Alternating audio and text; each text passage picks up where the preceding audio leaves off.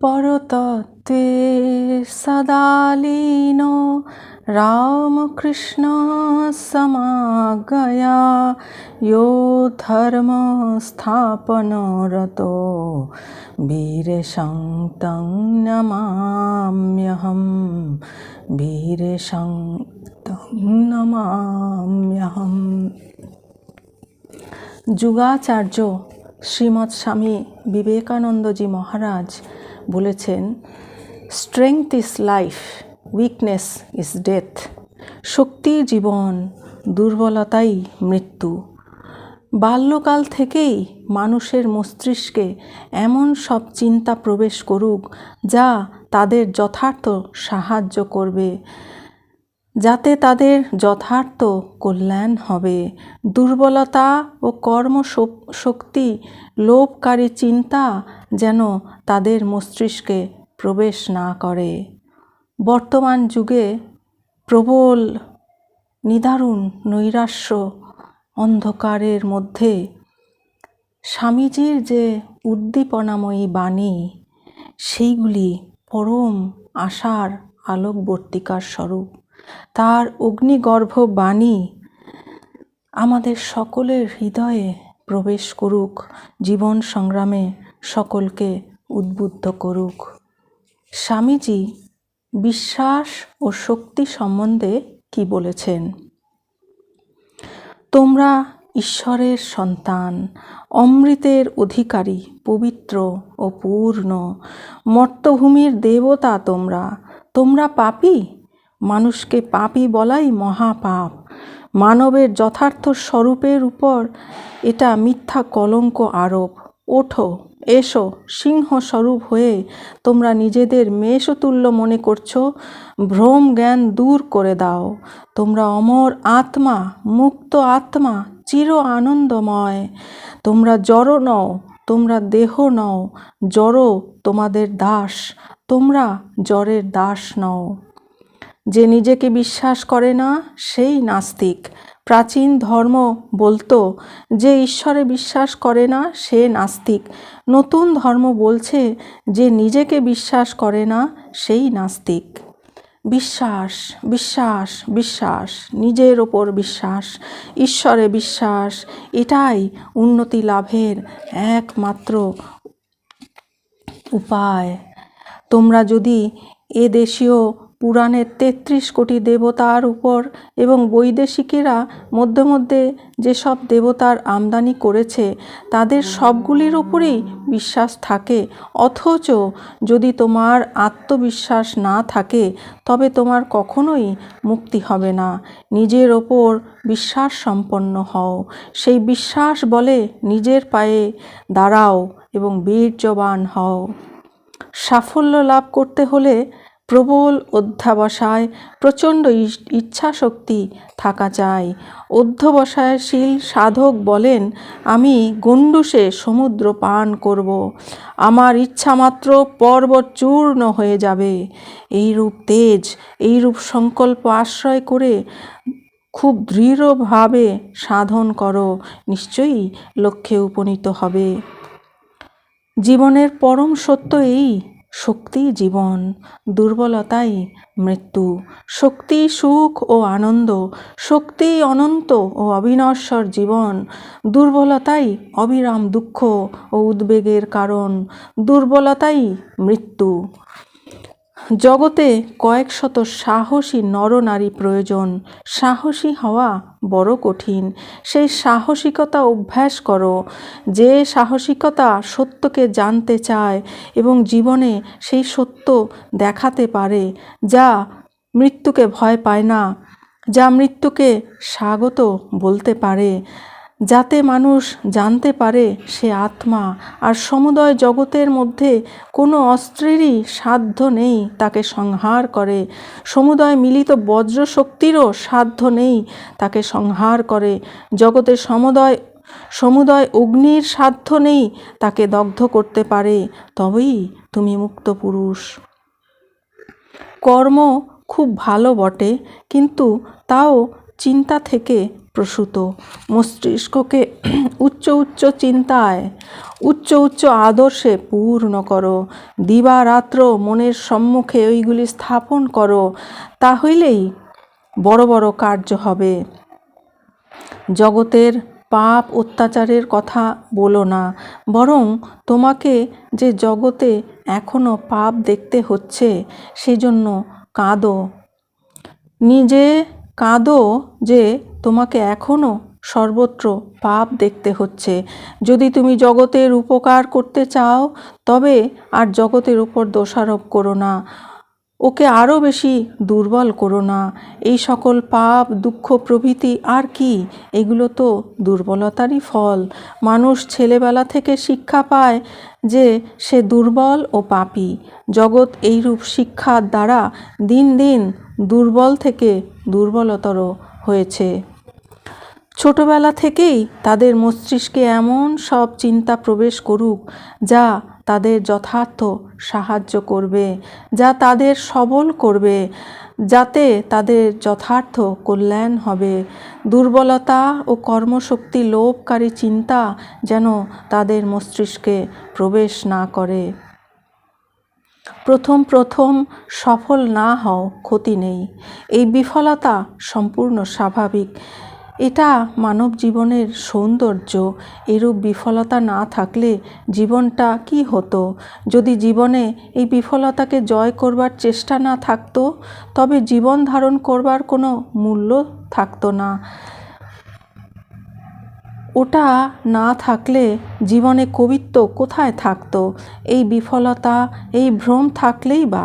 গুরুকে কখনো মিথ্যা কথা বলতে শুনিনি, কিন্তু গরু চিরকাল গরুই থাকে, কখনো মানুষ হয় না।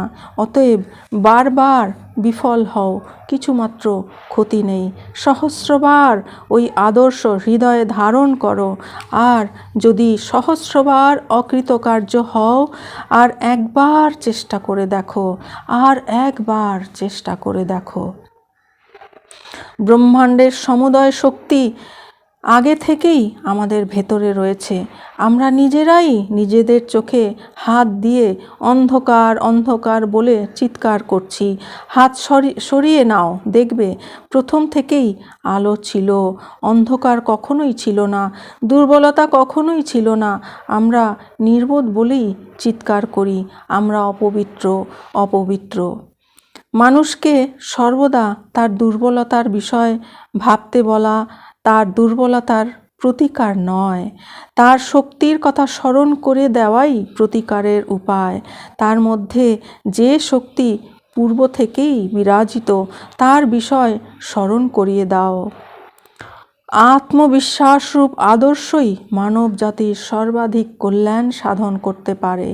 যদি এই আত্মবিশ্বাস আরও বিস্তারিতভাবে প্রচারিত ও কার্যে পরিণত করা হতো, আমার দৃঢ় বিশ্বাস জগতে যত দুঃখ কষ্ট রয়েছে সেগুলির বেশিরভাগই দূরীভূত হতো। সমগ্র মানব জাতির ইতিহাসে মহাপ্রাণ নরনারীদের মধ্যে যদি কোনো প্রেরণা অধিকতর শক্তি সঞ্চার করে থাকে, তা আত্মবিশ্বাস। তারা এই চেতনা সহ জন্মেছিলেন যে তারা মহৎ হবেন, এবং তারা মহৎ হয়েছেন। তারাই মহৎ হয়েছিলেন। মানুষ যতই অবনত হোক না কেন, এমন এক সময় অবশ্য আসবে যখন ওই অবস্থায় বিরক্ত হয়েই তাকে উন্নতির চেষ্টা করতে হবে। তখন সে নিজের উপর বিশ্বাস করতে শিখবে। গোড়া থেকেই আমাদের এটা জেনে রাখা ভালো, আমরা আত্মবিশ্বাস শিখতে কেন এত ঘুরে মরব। আমরা বুঝতে পারি মানুষে মানুষে প্রভেদের কারণ তাদের মধ্যে আত্মবিশ্বাসের ভাব অথবা এর অভাব। এই আত্মবিশ্বাসের বলে সকলই সম্ভব হবে। আমি নিজের জীবনে এটা দেখেছি, এখনও দেখছি, আর যতই আমার বয়স হচ্ছে ততই এই বিশ্বাস দৃঢ় থেকে দৃঢ়তর হচ্ছে। তোমরা কি জানো তোমাদের এই দেহের ভেতর কত শক্তি, কত ক্ষমতা এখনই লুক্কায়িত রয়েছে? কোন বৈজ্ঞানিক একটি মানুষের ভেতরে যা আছে তা সবই জেনেছেন? লক্ষ লক্ষ বৎসর পূর্ব থেকে মানুষ পৃথিবীতে বাস করছে, কিন্তু তার শক্তির অতি সামান্য অংশই এ যাবৎ প্রকাশিত হয়েছে। অতএব তুমি নিজেকে দুর্বল বলো কি করে? আপাত প্রতীয়মান এই অবনতির পশ্চাতে কি রয়েছে তা কি তুমি জানো? তোমার ভেতরে কি আছে তা জানো কি? তোমার পশ্চাতে অনন্ত শক্তি ও আনন্দের সমুদ্র রয়েছে। জড় যদি শক্তিশালী হয়, চিন্তা সর্বশক্তিমান। সেই চিন্তা, সেই ধ্যান নিয়ে এসো। নিজেকে নিজের সর্বশক্তিমত্তা ও মহত্বের ভাবে পূর্ণ করে ফেলো। ঈশ্বরের ছায় তোমাদের মাথায় কুসংস্কারপূর্ণ ভাবগুলি যদি মোটেই প্রবেশ না করত, ঈশ্বরের ছায় যদি আমরা এই কুসংস্কারের প্রভাব, দুর্বলতা ও নীচতার দ্বারা পরিবেষ্টিত না হতাম। ভেবে দেখো, ক্ষুদ্র জীবাণু থেকে তুমি এই মানুষ হয়েছ। কে তোমাকে মানুষ করলো? তোমার নিজের ইচ্ছা শক্তি। তুমি কি অস্বীকার করতে পারো ইচ্ছা সর্বশক্তিমান? যা তোমাকে এতদূর উন্নত করেছে তা তোমাকে আরও উন্নত করবে। আমাদের প্রয়োজন চরিত্র ও ইচ্ছাশক্তির দৃঢ়তা, এগুলির দুর্বলতা নয়। যদি উপনিষদে এমন কোনো শব্দ থাকে যা বজ্রবেগে অজ্ঞান রাশির উপর পতিত হয়ে ওকে একেবারে ছিন্ন ভিন্ন করে ফেলতে পারে, তবে তা অভি। যদি জগৎকে কোনো ধর্ম শেখাতে হয়, তবে তা এই অভি। কি ঐহিক কি আধ্যাত্মিক, সকল বিষয়েই অভি। এই মূল মন্ত্র অবলম্বন করতে হবে, কারণ ভয়ই পাপ ও অধঃপতনের নিশ্চিত কারণ। ভয় থেকেই মৃত্যু, ভয় থেকেই সর্বপ্রকার অবনতি আসে। তোমাদের স্নায়ু সতেজ করো। আমাদের আবশ্যক লৌহের মতো পেশি ও বজ্রদৃঢ় স্নায়ু। আমরা অনেক দিন ধরে কেঁদেছি, এখন আর কাঁদবার প্রয়োজন নেই। এখন নিজের পায়ে ভর দিয়ে দাঁড়িয়ে মানুষ হও। আমাদের যুবকগণকে প্রথমত সবল হতে হবে, ধর্ম পরে আসবে। হে আমার যুবক বন্ধুগণ, তোমরা সবল হও। তোমাদের নিকট এটাই আমার বক্তব্য। গীতা পাঠ অপেক্ষা ফুটবল খেললে তোমরা স্বর্গের আরও নিকটবর্তী হবে। আমাকে অতি সাহসপূর্ণ এই কথাগুলি বলতে হচ্ছে, কিন্তু না বললেই নয়। আমি তোমাদেরকে ভালোবাসি। আমি জানি সমস্যা কি, কাঁটা কোথায় বিঁধছে। আমার কিছু অভিজ্ঞতা আছে, তোমাদের বলি। তোমাদের শরীর একটু শক্ত হলে তোমরা গীতা আরও ভালো বুঝবে। তোমাদের রক্ত একটু তাজা হলে তোমরা শ্রীকৃষ্ণের মহতী প্রতিভা ও মহান বীর্য ভালো করে বুঝতে পারবে। যখন তোমাদের শরীর তোমাদের পায়ের উপর দৃঢ়ভাবে দণ্ডায়মান হবে, যখন তোমরা নিজেদের মানুষ বলে অনুভব করবে, তখনই তোমরা উপনিষদ ও আত্মার মহিমা ভালো করে বুঝবে। এই রূপে বেদান্ত আমাদের কাজে লাগাতে হবে। মানুষ চাই, মানুষ চাই, আর সব হয়ে যাবে। বীর্যবান, সম্পূর্ণ অকপট, তেজস্বী, বিশ্বাসী যুবক আবশ্যক। এইরূপ 100 যুবক হলে সমগ্র জগতের ভাবস্রোত ফিরিয়ে দেওয়া যায়। অন্য কিছু অপেক্ষা ইচ্ছা শক্তির প্রভাব অধিক। ইচ্ছা শক্তির কাছে আর সবই শক্তিহীন হয়ে যাবে, কারণ ওই ইচ্ছা শক্তি সাক্ষাৎ ঈশ্বরের নিকট থেকে আসছে। বিশুদ্ধ ও দৃঢ় ইচ্ছার শক্তি অসীম। তোমরা কি এটা বিশ্বাস করো না? যত দিন যাচ্ছে তত আমি স্পষ্ট দেখতে পাচ্ছি যে পৌরুষী অর্থাৎ ম্যানলিনেস জীবনের সার বস্তু।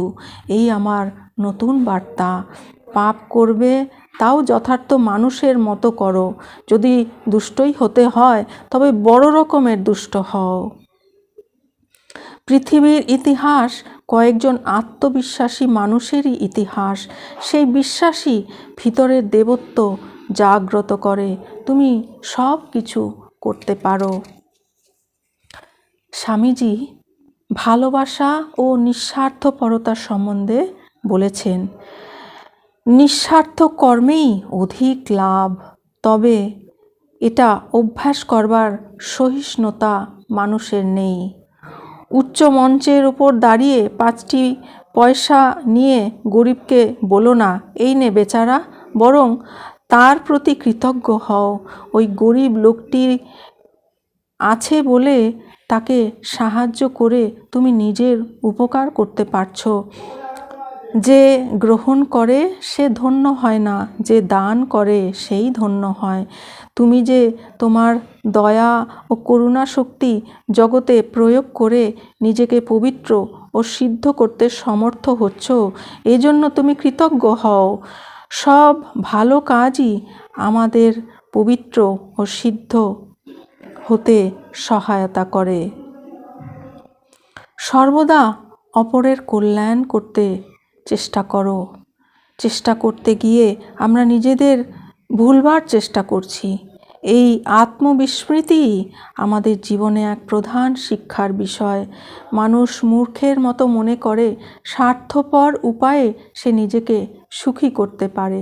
বহুকাল চেষ্টার পরে সে অবশেষে বুঝতে পারে প্রকৃত সুখ স্বার্থপরতার নাশে, এবং সে নিজে ব্যতীত অপর কেউই তাকে সুখী করতে পারে না। সে নিজে ব্যতীত অপর কেউই তাকে সুখী করতে পারে না। যা স্বার্থশূন্য তাই নীতিসঙ্গত, আর যা স্বার্থপর তা নীতিবিরুদ্ধ। শিক্ষা করো, দান করবার জন্যই এ জীবন। প্রকৃতি তোমাকে দান করতে বাধ্য করবে, সুতরাং স্বেচ্ছায় দান করো। তুমি এই সংসারে আসো সঞ্চয় করবার জন্য। মুষ্টিবদ্ধ করে তুমি গ্রহণ করতে চাও, কিন্তু প্রকৃতি তোমার গলা টিপে তোমাকে দান করতে বাধ্য করে। তোমার ইচ্ছা থাকুক বা না থাকুক, তোমাকে দিতেই হবে।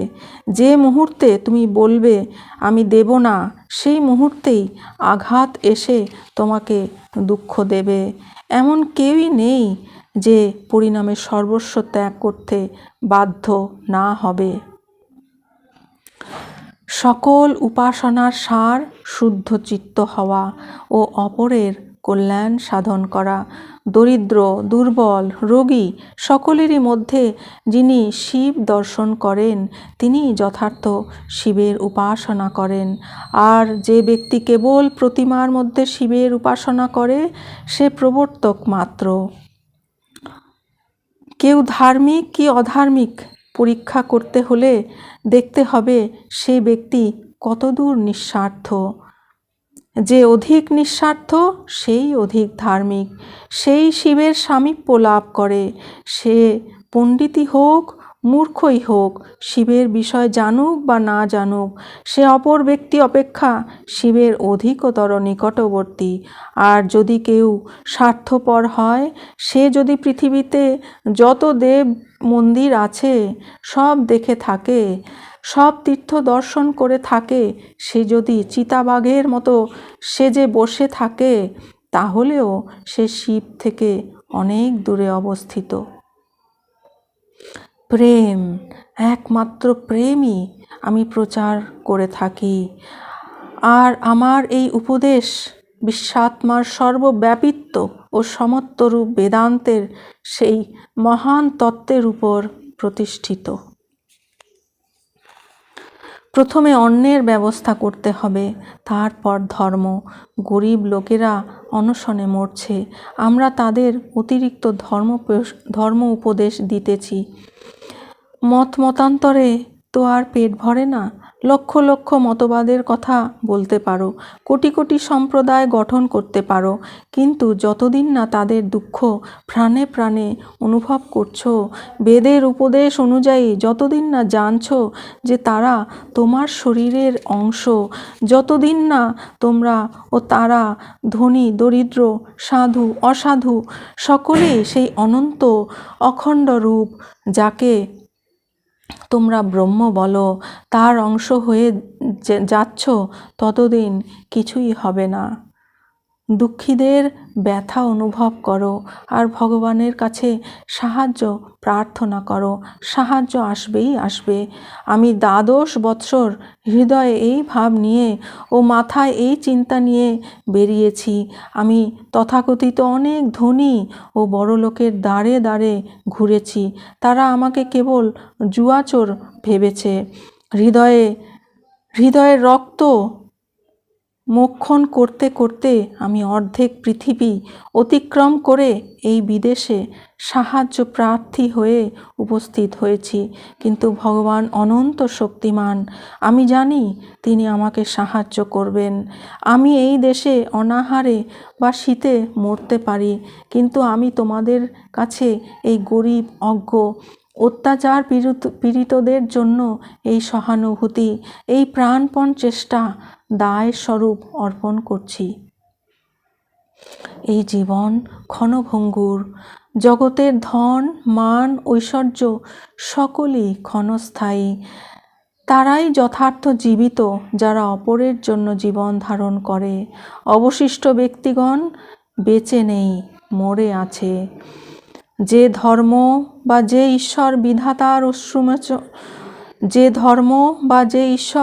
বিধবার অশ্রুমোচন করতে পারে না, অথবা অনাথ শিশুর মুখে এক মুঠো খাবার দিতে পারে না, আমি সে ধর্মে বা সে ঈশ্বরে বিশ্বাস করি না। যথার্থ ভালোবাসা কখনো বিফল হয় না। আজই হোক, কালই হোক, শত শত যুগ পরেই হোক, সত্যের জয় হবেই, প্রেমের জয় হবেই। তোমরা কি মানুষকে ভালোবাসো? ঈশ্বরের অন্বেষণে কোথায় যাচ্ছ? দরিদ্র, দুঃখী, দুর্বল সকলেই কি তোমার ঈশ্বর নয়? অগ্রে তাদের উপাসনা করো না কেন? গঙ্গা তীরে বাস করে কূপ খনন করছো কেন? প্রেমের সর্বশক্তিমত্তায় বিশ্বাস করো। তোমার হৃদয়ে প্রেম আছে তো? তবেই তুমি সর্বশক্তিমান। তুমি সম্পূর্ণ নিষ্কাম তো? তা যদি হও, তবে তোমার শক্তি কে রোধ করতে পারে? চরিত্র বলে মানুষ সর্বত্রই জয়ী হয়। আমার প্রাণের ভেতর এত ভাব আসছে, আমি ভাষায় প্রকাশ করতে পারছি না। তোমরা আমার হৃদয়ের ভাব মনে মনে কল্পনা করে বুঝে নাও।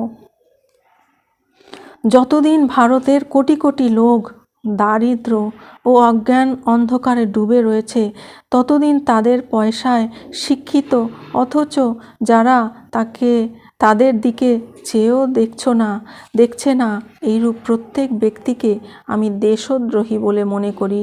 যতদিন ভারতের 20 কোটি লোক ক্ষুধার্ত পশুর মতো থাকবে, যতদিন যেসব বড়লোক তাদের পিষে টাকা রোজগার করে জাঁকজমক করে বেড়াচ্ছে, অথচ তাদের জন্য কিছু করছে না, আমি তাদের হতভাগা পামর বলি। হে ভাতৃগণ, আমরা গরিব, আমরা নগণ্য, কিন্তু আমাদের মতো গরিবরাই চিরকাল সেই পরম পুরুষের যন্ত্রস্বরূপ হয়ে কাজ করেছে। আমি মুক্তি চাই না, ভক্তি চাই না। আমি লাখ নরকে যাব। বসন্তবল্লকহিতং চরন্তঃ। বসন্তের ন্যায় লোকের কল্যাণ আচরণ করে এই আমার ধর্ম। যতদিন না আমার দেহত্যাগ হচ্ছে, অবিশ্রান্তভাবে কাজ করে যাব। আর মৃত্যুর পরও জগতের কল্যাণের জন্য কাজ করতে থাকব। অসত্যের চেয়ে সত্যের প্রভাব অনন্ত গুণ বেশি। সাধুতাও তাই। তোমাদের যদি ওই গুণগুলি থাকে, তবে ওরা নিজেদের শক্তিতেই পথ করে নেবে। সর্বপ্রকার বিস্তারই জীবন, সর্বপ্রকার সংকীর্ণতাই মৃত্যু।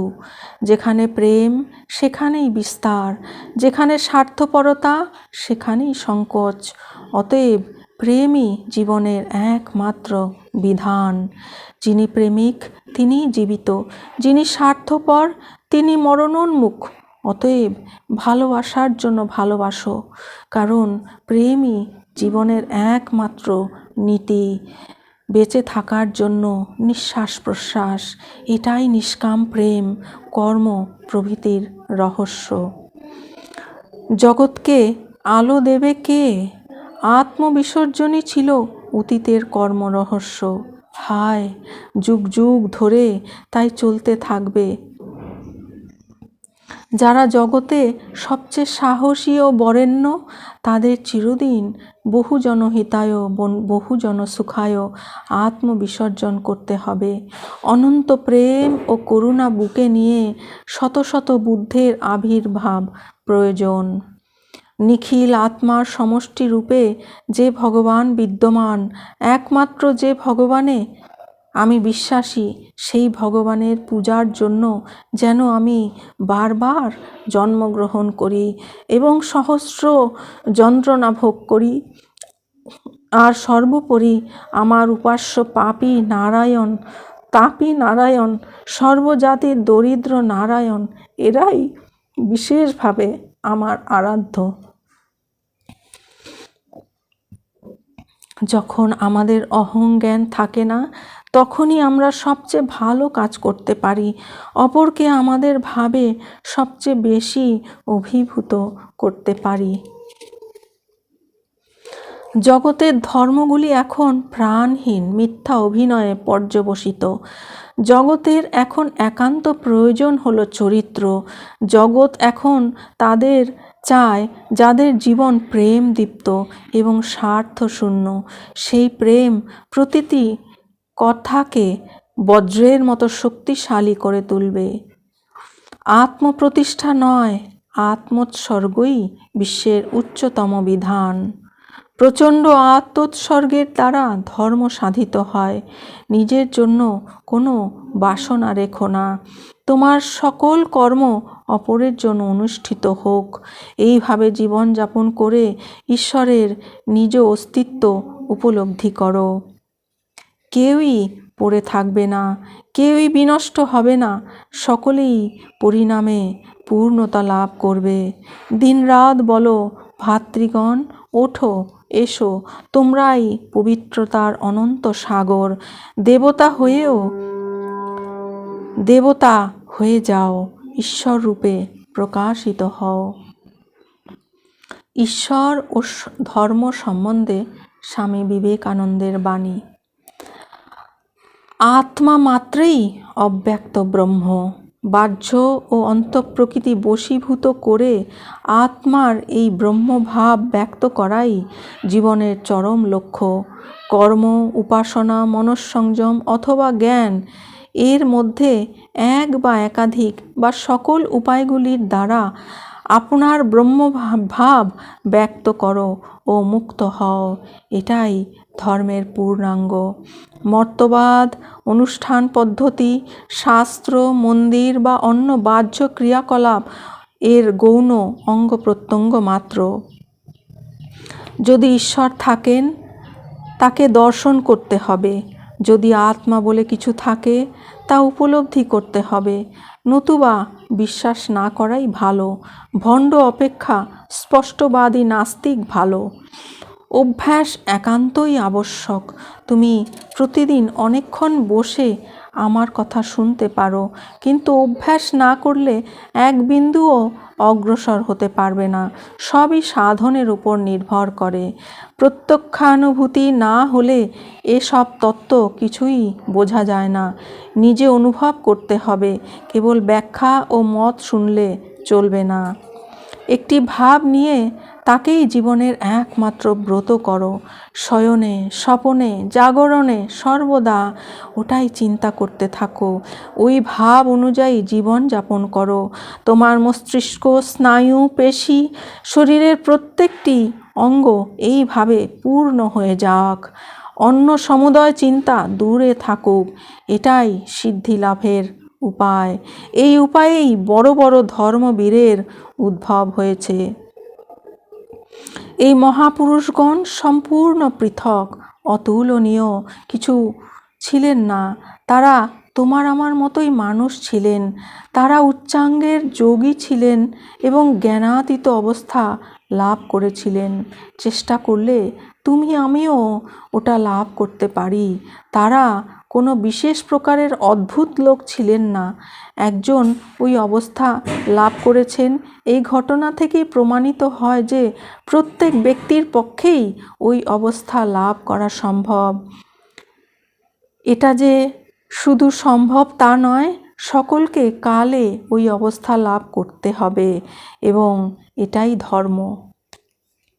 মুক্তি বা স্বাধীনতার মূর্ত বিগ্রহ প্রকৃতির প্রভুকে আমরা ঈশ্বর বলে থাকি। আপনারা তাকে অস্বীকার করতে পারেন না, তার কারণ মুক্তির ভাব ব্যতীত আপনারা এক মুহূর্ত চলাফেরা বা জীবন ধারণ করতে পারেন না। কোনো জীবনই ব্যর্থ হবে না। জগতে ব্যর্থতা বলে কিছু নেই। শতবার মানুষ নিজেকে আঘাত করবে, সহস্রবার হোঁচট খাবে, কিন্তু পরিণামে অনুভব করবে সে ঈশ্বর। ধর্ম মতান্তরে নেই, তর্ক যুক্তিতে নেই। ধর্ম হলো হওয়া, ধর্ম অপরোক্ষ অনুভূতি। যীশুখ্রিস্টের সেই বাক্যগুলি স্মরণ করুন।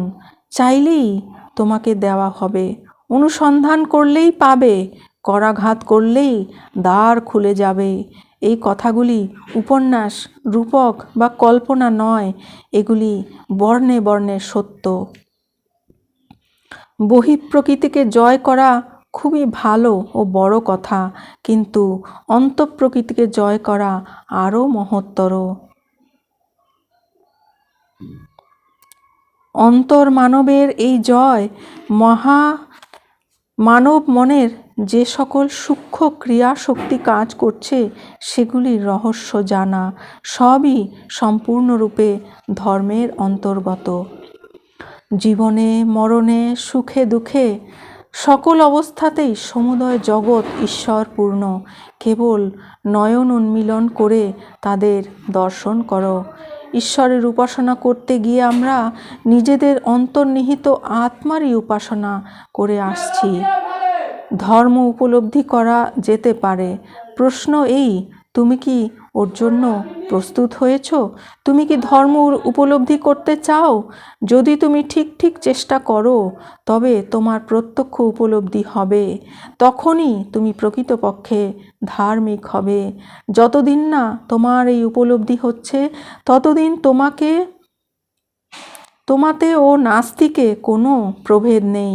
নাস্তিকেরা তবু অকপট, কিন্তু যে বলে ধর্ম আমি বিশ্বাস করি, অথচ কখন সেটা প্রত্যক্ষ উপলব্ধি করতে চেষ্টা করে না, কখনো সেটা উপলব্ধি করতে চেষ্টা করে না, সে অকপট নয়। অতীতে যত ধর্ম সম্প্রদায় ছিল, আমি সবগুলি সত্য বলে মানি এবং তাদের সকলের সঙ্গেই উপাসনায় যোগদান করি। প্রত্যেক সম্প্রদায় যেভাবে ঈশ্বরের আরাধনা করে, আমি তাদের প্রত্যেকের সঙ্গে ঠিক সেইভাবে তার আরাধনা করি। আমি মুসলমানদের মসজিদে যাই, খ্রিস্টানদিগের গির্জায় প্রবেশ করে ক্রুশবিদ্ধ ঈশার সম্মুখে নতজানু হব, বৌদ্ধদের বিহারে প্রবেশ করে বুদ্ধের ও তার ধর্মের শরণ নেব এবং অরণ্যে গমন করে সেই সব হিন্দুর পার্শ্বে ধ্যানমগ্ন হব যারা সকলে হৃদয়কন্দর উদ্ভাসনকারী জ্যোতির দর্শনে সচেষ্ট। ভারতবর্ষে আমরা যাকে যোগ বলি, তার দ্বারাই এই আদর্শ ধর্ম লাভ করা যায়। কর্মী দৃষ্টিতে এর অর্থ ব্যক্তির সঙ্গে সমগ্র মানব জাতির অভেদ ভাব। মরমের দৃষ্টিতে এর অর্থ জীবাত্মা ও পরমাত্মার একত্ব সাধন। ভক্তের নিকট এর অর্থ নিজের সঙ্গে প্রেমময় ভগবানের মিলন, ও জ্ঞানের নিকট এর অর্থ নিখিল সত্তার ঐক্যবোধ। যোগ শব্দের এটাই অর্থ বোঝায়। এখন প্রশ্ন উঠছে, ধর্ম কি মানুষের জন্য সত্যিই কিছু করতে পারে? পারে। এটা মানুষকে অনন্ত মহাজীবন এনে দেয়। এটা মানুষকে মানুষ করেছে এবং এই পশু মানবকে দেবত্বে উন্নীত করবে। এটাই হলো ধর্মের ফল।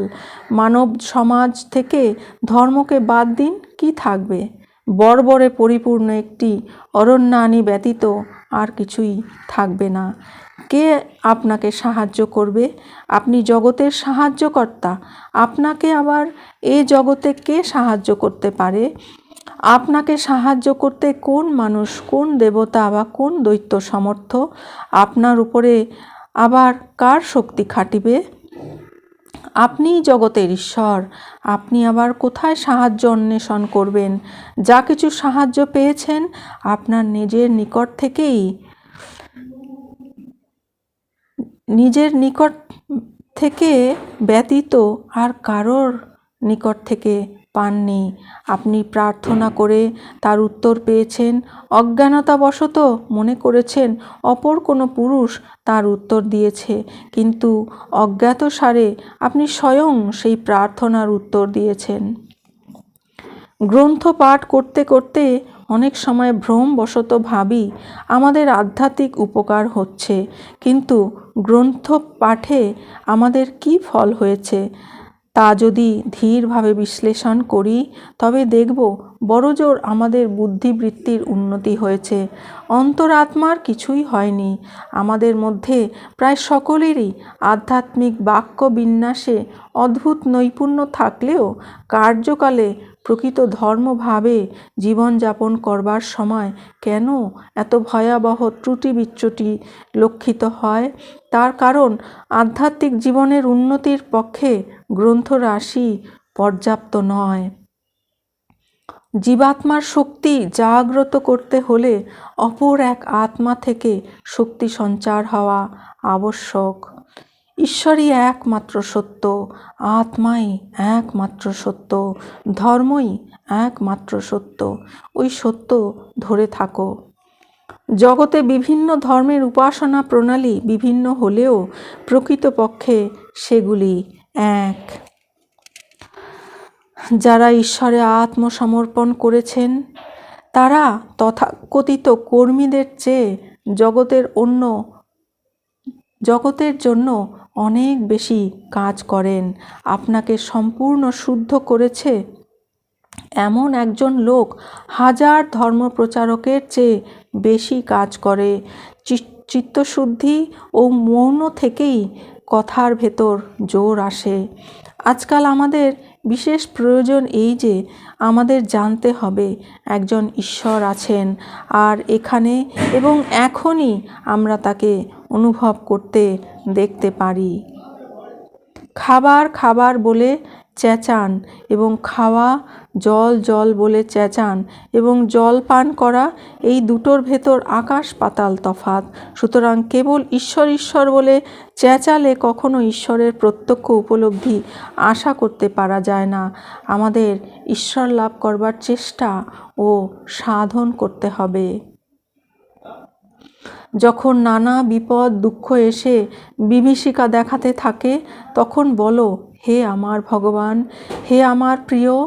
যখন মৃত্যুর ভীষণ যাতনা হতে থাকে তখনও বলো, হে আমার ভগবান, হে আমার প্রিয়। জগতে যত রকম দুঃখ বিপদ আসতে পারে তা এলেও বলো, হে ভগবান, হে আমার প্রিয়। তুমি এখানেই রয়েছ, তোমাকে আমি দেখছি, তুমি আমার সঙ্গে রয়েছ, তোমাকে আমি অনুভব করছি। আমি তোমার, আমায় টেনে নাও প্রভু। আমি এই জগতের নই, আমি তোমার, তুমি আমায় ত্যাগ করো না। হীরার খনি ছেড়ে কাঁচখণ্ডের অন্বেষণে যেও না। এই জীবনটা একটা মস্ত বড় সুযোগ। তোমরা কি এই সুযোগ অবহেলা করে সংসারের সুখ খুঁজতে যাবে? তিনি সকলের আনন্দের প্রস্রবণ। সেই পরম বস্তুর অনুসন্ধান করো। সেই পরম বস্তুই তোমাদের জীবনের লক্ষ্য হোক। তাহলে নিশ্চয়ই সেই পরম বস্তু লাভ করবে। তোমাদের আনন্দময় ও প্রফুল্ল হতে হবে। অপ্রসন্ন মুখভাব নিয়ে ধর্ম লাভ হয় না। যাবতীয় পার্থিব বস্তু অপেক্ষা ধর্ম বেশি আনন্দপ্রদ, কারণ এটাই সর্বোৎকৃষ্ট। সব জিনিসকে ভগবান বলে পূজা করো, প্রত্যেকটি আকৃতিই তার মন্দির। বাদবাকি সব প্রতারণা, ভ্রম।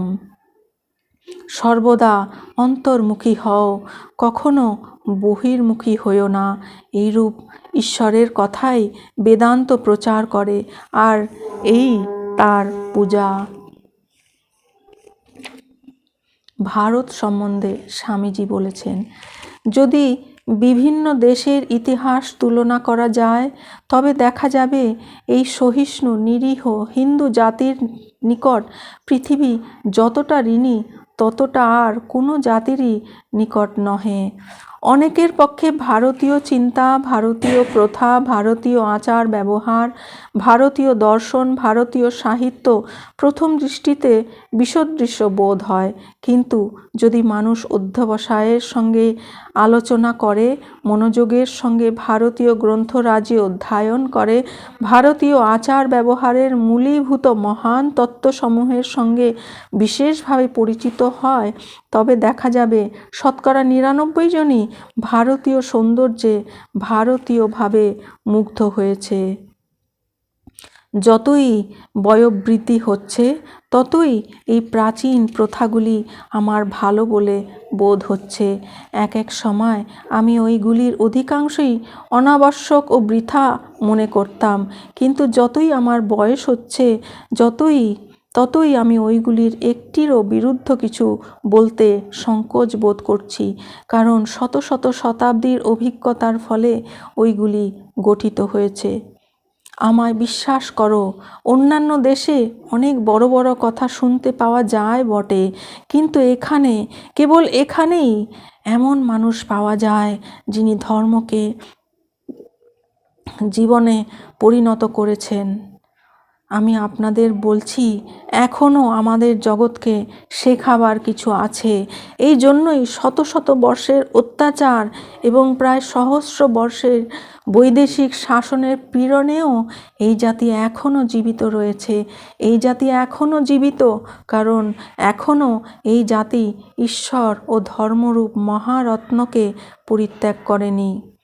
আমাদের এই মাতৃভূমিতে এখনও ধর্ম ও অধ্যাত্মবিদ্যারূপ যে নির্ঝরিণী বইছে, এখনও তা থেকে মহাবন্যা প্রবাহিত হয়ে সমগ্র পৃথিবীকে ভাসিয়ে এবং রাজনীতিক উচ্চাকাঙ্ক্ষা ও প্রতিদিন নূতনভাবে সমাজ গঠনের চেষ্টায় প্রায় অর্ধমৃত দিন দশাগ্রস্ত পাশ্চাত্য ও অন্যান্য জাতিকে নতুন জীবন প্রদান করবে।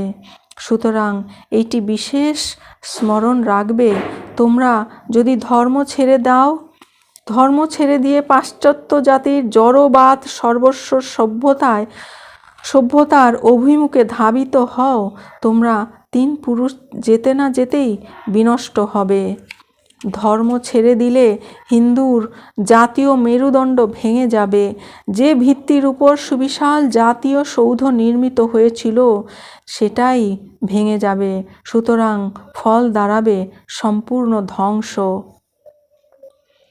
জড়শক্তির লীলাভূমি ইউরোপ যদি নিজ সমাজের ভিত্তি পরিবর্তন করে আধ্যাত্মিকতার উপর স্থাপিত না করে, তবে 50 বছরের মধ্যেই ওটা ধ্বংসপ্রাপ্ত হবে। উপনিষদের ধর্মই ইউরোপকে রক্ষা করবে। আমাদের অভিজাত পুরুষগণ দেশের সাধারণ লোককে পদদলিত করতে লাগলেন। ক্রমশ তারা একেবারে অসহায় হয়ে পড়ল। অত্যাচারে এই দরিদ্র ব্যক্তিগণ ক্রমশ ভুলে গেল যে তারা মানুষ। শত শত শতাব্দী যাবৎ তারা বাধ্য হয়ে কেবল কাঠ কেটেছে আর জল তুলেছে। ক্রমশ তাদের মনে এই বিশ্বাস দাঁড়িয়েছে যে তারা কৃতদাস হয়ে জন্মেছে কাঠ কাটবার জন্য ও জল তুলবার জন্যই তাদের জন্ম। তোমাদের সম্মুখে উপনিষদের সত্যসমূহ রয়েছে, ওই সত্যসমূহ অবলোকন করো, ওইগুলি উপলব্ধি করে কার্যে পরিণত করো, তবে নিশ্চয়ই ভারতের উদ্ধার হবে। তোমরা কি প্রাণে প্রাণে প্রাণে বুঝছো যে কোটি কোটি দেব ও ঋষির বংশধর পশুপ্রায় হয়ে দাঁড়িয়েছে? তোমরা কি প্রাণে প্রাণে অনুভব করছো কোটি কোটি লোক অনাহারে মরছে, কোটি কোটি লোক শত শত শতাব্দী ধরে অর্ধাসনে কাটিয়েছে? তোমরা কি প্রাণে প্রাণে বুঝছো অজ্ঞানের কৃষ্ণ মেঘ সমগ্র ভারত গগন আচ্ছন্ন করেছে? তোমরা কি এই সকল ভেবে অস্থির হয়েছ? এই ভাবনায় নিদ্রা কি তোমাদের পরিত্যাগ করেছে? এই ভাবনা কি তোমাদের রক্তের সঙ্গে মিশে তোমাদের শিরায় শিরায় প্রবাহিত হয়েছে? তোমাদের হৃদয়ের প্রতিস্পন্দনের সহিত এই ভাবনা মিশে গিয়েছে? এই ভাবনা কি তোমাদের পাগল করে তুলেছে? দেশের দুর্দশার চিন্তা কি তোমাদের একমাত্র ধ্যানের বিষয় হয়েছে? এবং ওই চিন্তায় বিভোর হয়ে তোমরা কি তোমাদের নাম যশ, স্ত্রী, পুত্র, বিষয় সম্পত্তি, এমনকি শরীর পর্যন্ত ভুলেছ? তোমাদের এইরূপ হয়েছে কি? যদি হয়ে থাকে তবে বুঝো তোমরা প্রথম সোপানে স্বদেশ হিতৈষী হবার প্রথম সোপানে মাত্র পদার্পণ করেছ। এসো, মানুষ হও, নিজেদের সংকীর্ণ গর্ত থেকে বেরিয়ে এসে বাইরে গিয়ে দেখো সব জাতি কেমন উন্নতির পথে চলেছে। তোমরা কি মানুষকে ভালোবাসো? তোমরা কি দেশকে ভালোবাসো? তাহলে এসো, আমরা ভালো হবার জন্য, উন্নত হবার জন্য প্রাণপণ চেষ্টা করি। পেছনে চেয়েও না, অতি প্রিয় আত্মীয় স্বজন কাঁদুক, পেছনে চেয়েও না, সামনে এগিয়ে যাও। ভারতকে আমি প্রাণের সঙ্গে ভালোবাসি। স্বদেশে কল্যাণের জন্য আমি সর্বদাই বদ্ধপরিকর। আমাদের প্রাচীন পূর্বপুরুষগণকে আমি বিশেষ ভক্তি শ্রদ্ধা করি। তথাপি পৃথিবীর নিকট আমাদের যে অনেক কিছু শিখতে হবে এ ধারণা আমি ত্যাগ করতে পারি না। ভারতের বাইরের দেশগুলির সঙ্গে আমাদের সংস্রব না রাখলে চলবে না। আমরা যে একসময় অপরের সঙ্গে সংস্রব না রাখবার কথা ভেবেছিলাম তা শুধু আমাদের নির্বুদ্ধিতা, আর তারই শাস্তির স্বরূপ আমরা সহস্র বৎসর যাবৎ দাসত্ব শৃঙ্খলে বদ্ধ রয়েছি। আমরা যে অন্যান্য জাতির সঙ্গে নিজেদের তুলনা করবার জন্য বিদেশে যাইনি, আমরা যে জগতের গতি লক্ষ্য করে চলতে শিখিনি, এটাই ভারতীয় মনের অবনতির এক প্রধান কারণ। আমরা যথেষ্ট শক্তি পেয়েছি, আমরা যেন আর ভ্রমে না পড়ি। অনেক গ্রন্থ পাঠ করে যা না শিখতে পারো, দাক্ষিণাত্যের অনেক প্রাচীন মন্দির, গুজরাটের সোমনাথের মতো অনেক মন্দির দেখে তোমরা তদপেক্ষা বেশি শিক্ষা পেতে পারো। তোমাদের জাতির ইতিহাস সম্বন্ধে গভীরতর অন্তর্দৃষ্টি লাভ করতে পারো। লক্ষ্য করে দেখো, ওই মন্দির শত শত আক্রমণের ও শত শত পুনরুত্থিতের চিহ্ন ধারণ করে আছে, বারবার বিধ্বস্ত হয়েছে, আবার সেই ধ্বংসাবশেষ থেকে উত্থিত হয়েছে, নতুন জীবন লাভ করে পূর্বেরই মতো অটলভাবে বিরাজ করছে। এটাই আমাদের জাতীয় চেতনা, জাতির প্রাণ প্রবাহ। আগামী 50 বৎসর আমাদের গরীয়সী ভারত মাতাই আমাদের আরাধ্য দেবতা হোক। অন্যান্য অকেজো দেবতা এই কয়েক বৎসর ভুললে কোনো ক্ষতি নেই। অন্যান্য দেবতারা ঘুমাচ্ছেন, তোমার স্বজাতি এই দেবতাই একমাত্র জাগ্রত। সর্বত্রই তার হস্ত, সর্বত্র তার কর্ণ। তিনি সকল স্থান ব্যাপ্ত করে আছেন। কোন অকেজো দেবতার অন্বেষণে তুমি ধাবিত হচ্ছ? আর তোমার সম্মুখে, তোমার চতুর্দিকে যে দেবতাকে দেখছো, সেই বিরাটের উপাসনা করতে পারছ না? যখন তুমি এই দেবতার উপাসনা করতে সমর্থ হবে, তখনই অন্যান্য দেবতাকেও পূজা করবার ক্ষমতা তোমার হবে। তোমাদের সমগ্র জাতির আধ্যাত্মিক ও লৌকিক শিক্ষার ভার গ্রহণ করতে হবে। এটি কি বুঝছো? তোমরা কি এখন যে শিক্ষা পাচ্ছ তার কতগুলি গুণ আছে বটে, কিন্তু আবার কতগুলি বিশেষ দোষও আছে, আর দোষগুলি এত বেশি যে গুণভাগ নগণ্য হয়ে যায়। প্রথমত, ওই শিক্ষায় মানুষ তৈরি হয় না। ওই শিক্ষা সম্পূর্ণ নাস্তিক ভাবপূর্ণ। এইরূপ শিক্ষায় অথবা অন্য যে নীতিমূলক শিক্ষায় সব ভেঙে চুরে যায়। মৃত্যু অপেক্ষাও তা ভয়ানক। যখন ভারতে এমন লোক জন্মাবে যারা দেশের জন্য সব ছাড়তে প্রস্তুত, আর যাদের মন মুখ এক, তখন ভারতও সব বিষয়ে বড় হবে। মানুষ নিজেই তো দেশের গৌরব। আমার মনে হয় দেশের জনসাধারণকে অবহেলা করাই আমাদের প্রবল জাতীয় পাপ, এবং তাই আমাদের অবনতির অন্যতম কারণ। যতদিন না ভারতের সর্বসাধারণ উত্তমরূপে শিক্ষিত হচ্ছে, উত্তমরূপে খেতে পাচ্ছে, অভিজাত ব্যক্তিরা যতদিন না তাদের উত্তমরূপে যত্ন নিচ্ছে, ততদিন যতই রাজনীতিক আন্দোলন করা হোক না কেন, কিছুতেই কিছু হবে না। কেবল শিক্ষা, শিক্ষা, শিক্ষা। ইউরোপের বহু নগর পর্যটন করে তাদের দরিদ্রেরও সুখ স্বাচ্ছন্দ্য বিদ্যা দেখে আমাদের গরিবদের কথা মনে পড়ে অশ্রুজল বিসর্জন করতাম। কেন এই পার্থক্য হলো? শিক্ষা। জবাব পেলাম। শিক্ষা বলে আত্মপ্রত্যয়, আত্মপ্রত্যয় বলে অন্তর্নিহিত ব্রহ্ম জেগে উঠছেন, আর আমাদের ক্রমেই তিনি সংকুচিত হচ্ছেন। আমার জীবনে এই একমাত্র আকাঙ্ক্ষা যে আমি এমন একটি যন্ত্র চালিয়ে যাব যা প্রত্যেক ব্যক্তির কাছে উচ্চ উচ্চ ভাবরাশি বহন করে নিয়ে যাবে। তারপর পুরুষই হোক আর নারীই হোক, নিজেরাই নিজেদের ভাগ্য রচনা করবে।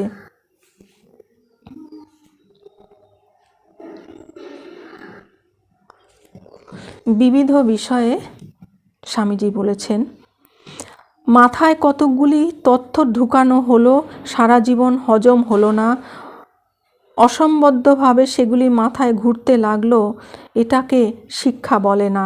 বিভিন্ন ভাবকে এমনভাবে নিজের করে নিতে হবে যাতে আমাদের জীবন গঠিত হয়, যাতে মানুষ তৈরি হয়, চরিত্র গঠিত হয়।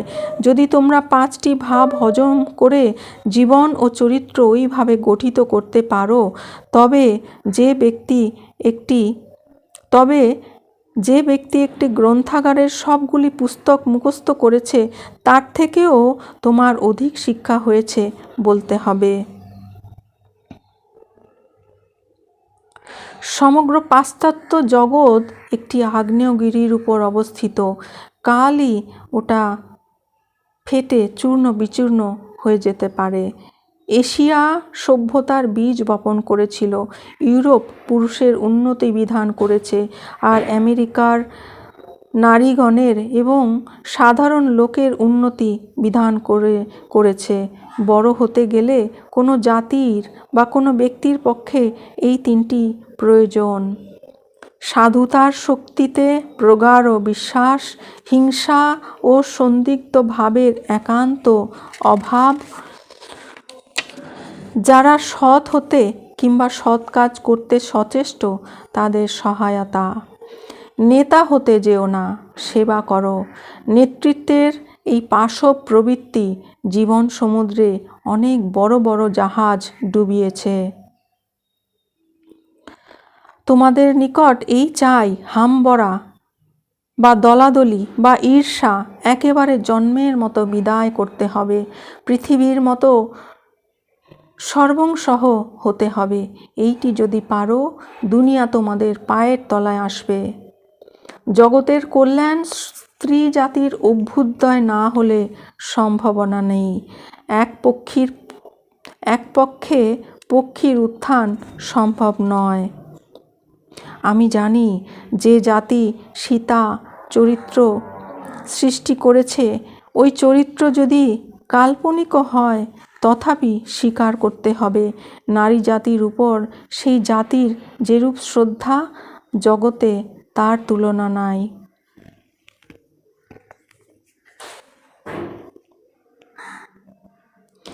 যাকে কোনো ব্যক্তিবিশেষের উপর নির্ভর করতে হয়, সে সত্যস্বরূপ ঈশ্বরের সেবা করতে পারে না। আমাকে এমন একদল নতুন মানুষ সৃষ্টি করতে হবে যারা ঈশ্বরে অকপট বিশ্বাসী হবে এবং সংসারকে একেবারে গ্রাহ্য করবে না।